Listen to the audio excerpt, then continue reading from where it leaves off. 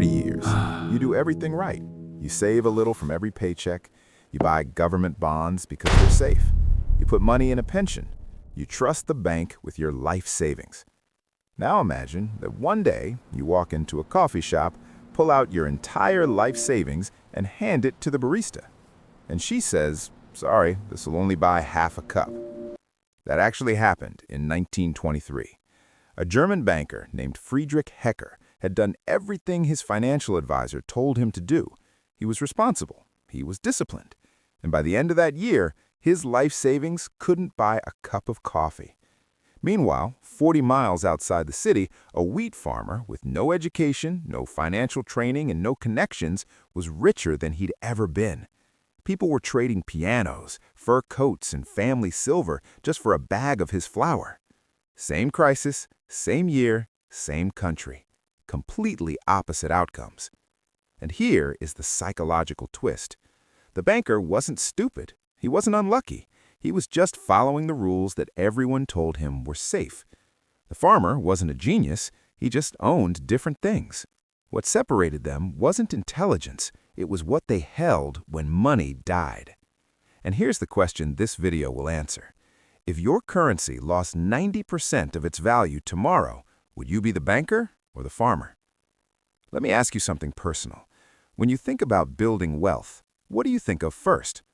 Most people say, save money, put it in the bank, invest in a 401k or a pension, buy government bonds.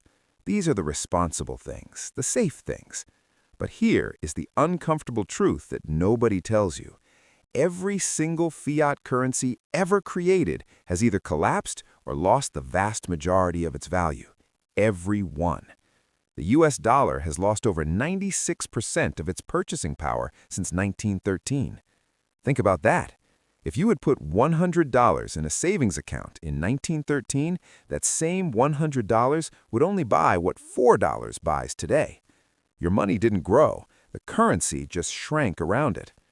And yet, we keep telling people to save in dollars. We call it low risk, but slow destruction is still destruction. It just happens so gradually that we don't feel it, like a frog in slowly boiling water. This is the first psychological trap. We confuse familiarity with safety. Just because something has always worked in our lifetime doesn't mean it will work forever. The banker in 1923 thought his savings account was safe too, right up until it wasn't. So what actually survives when money stops working? Not what you think. And the answer will change how you see every dollar you own.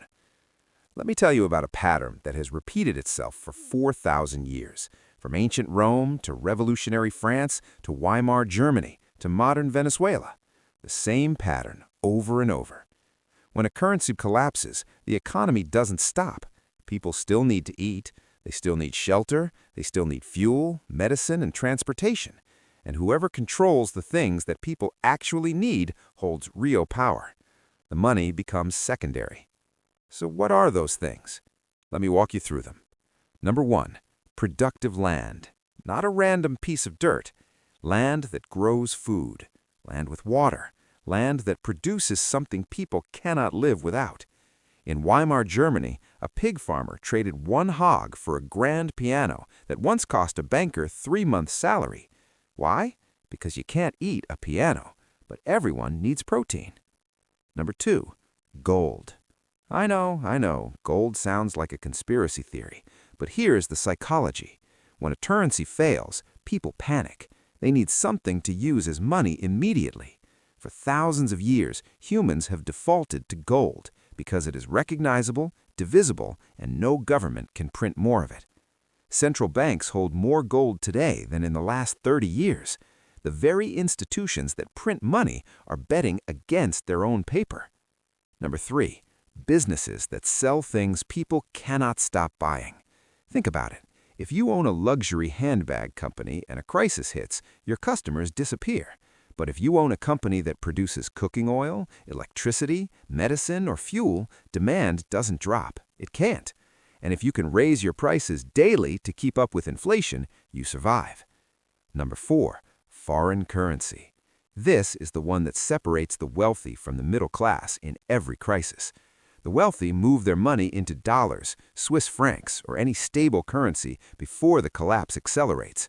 The middle class hold everything in local bank accounts and local pensions.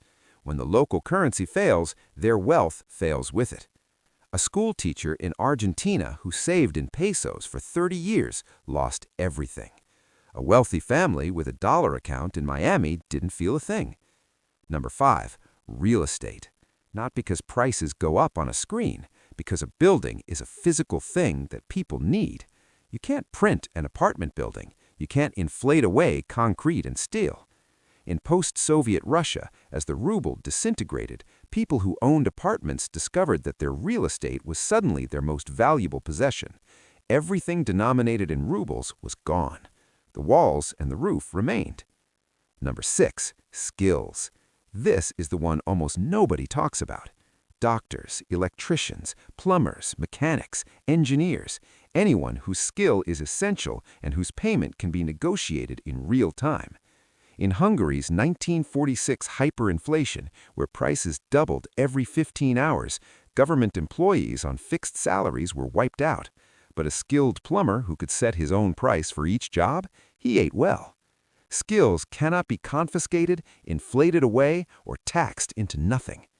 Number 7, self-sufficiency supplies. Food, water, medicine, seeds, fuel, basic tools. This never appears on financial advisor lists, but in every collapse, the families who stored 6 months of essentials survived the winter while their neighbors with full bank accounts but empty pantries starved. A bag of rice has no counterparty risk. A box of antibiotics doesn't depend on a bank's solvency. Number 8, a new one, decentralized digital scarcity. Bitcoin. In Venezuela, Lebanon, and Turkey, as local currencies collapsed, people turned to Bitcoin because no government could freeze it, print more of it, or stop them from crossing a border with it. It is the first new monetary asset that fits the survival pattern since gold. It is not perfect, but it is worth understanding. Now here's what I want you to notice. Every single one of these assets has one thing in common. Can you see it? Here is the deeper psychological insight. Every asset that survives a currency crisis exists outside the currency system. It does not depend on a government's promise. It does not require a bank to remain solvent. It has intrinsic utility or a track record of being money for thousands of years. The assets that get destroyed are the ones that exist inside the currency system. Savings accounts, government bonds, pensions, fixed income instruments. The things that feel safe because they have a guarantee. But a guarantee is only as good as the institution making it, and institutions fail. This reveals something uncomfortable about how we think about money. We've been trained to believe that saving money is the same as building wealth, but saving money is just holding someone else's liability. When you put dollars in a bank, you're not holding wealth, you're holding an IOU from the bank. When you buy a government bond, you're holding an IOU from the government. And if that government decides to print more money, your IOU becomes worth less. The farmer in 1923 didn't understand bonds or interest rates or monetary policy, but he understood something deeper. He understood that people need to eat. And as long as he owned the thing people needed, his wealth was real, regardless of what the government did to the currency. This is the psychological shift that separates the wealthy from everyone else. The wealthy think in terms of what produces value. Everyone else thinks in terms of what holds value. Those two things are not the same. A savings account holds value until it doesn't. A piece of productive land produces value every harvest. A skill produces value every time you use it. A business with pricing power produces value regardless of inflation. The banker in 1923 owned things that held value on paper. The farmer owned things that produced real value in the world. And when the paper evaporated, the farmer was still standing. So what should you actually do differently? Let me give you 3 practical shifts that anyone can make, regardless of how much money you have right now. Shift number 1. Stop asking, is this asset safe? And start asking, does this asset exist outside the currency system? If the answer is no, understand that you are trusting the government and the banking system. That might be fine for a while, but don't confuse that trust with safety. Safety means surviving even if the system breaks. Trust means hoping the system doesn't break. They're not the same. Shift number 2, invest in skills before you invest in anything else. This is the only asset that requires zero capital to acquire and cannot be taken from you. A doctor in a crisis still has patients. A plumber still has pipes to fix. A mechanic still has engines to repair.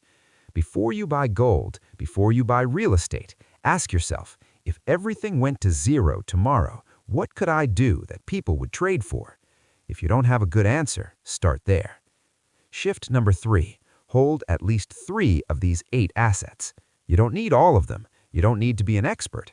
But if every dollar you own is in a savings account, you are the banker in 1923. You just don't know it yet.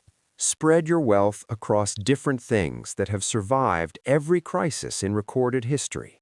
A little productive land if you can. A little gold. A skill that pays. A few months of supplies. A small amount of foreign currency or Bitcoin if you understand it. You don't have to be paranoid. You just have to be prepared. The banker asked the first question. The farmer asked the second. Which one are you? If this changed how you think about money, subscribe. I make videos every week about the psychology of wealth, the mistakes most people make, and the assets that actually survive. And tell me in the comments, if your currency lost 90% of its value tomorrow, would you be the banker or the farmer? And what is the one asset you need to start building today? I'll see you in the next one.